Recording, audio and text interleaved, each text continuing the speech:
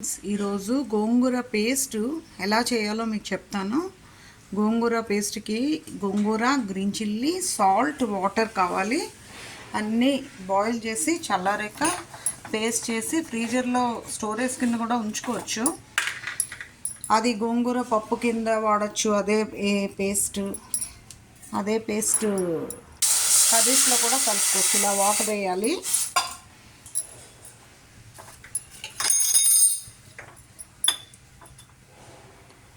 Salt వేయాలి.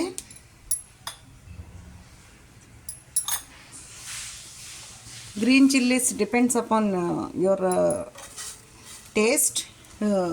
వేసుకోవచ్చు ఎన్ని కావస్తాన్ని. నేను ఇక్కడైతే ఒక 5 వేసాను. గోంగూర వేసాను.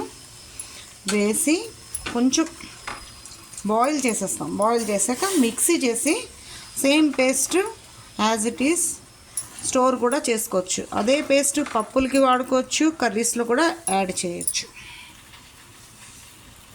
గోంగూర, గ్రీన్ చిల్లీ, సాల్ట్ ఇలా ఉడికాక ఫైన్గా కొంచెం దీన్ని ఫైన్గా పేస్ట్ చేసి మిక్సీలోకి తీసి పేస్ట్ చేసి అది స్టోరేజ్ కింద కూడా ఉంచవచ్చు.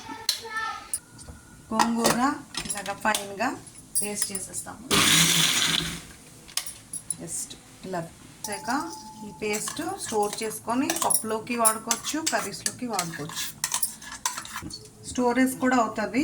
ఫ్రీజర్లో పెట్టుకోవచ్చు ఒకవేళ స్టోరేజ్ కోసం కావలిస్తే. ఇది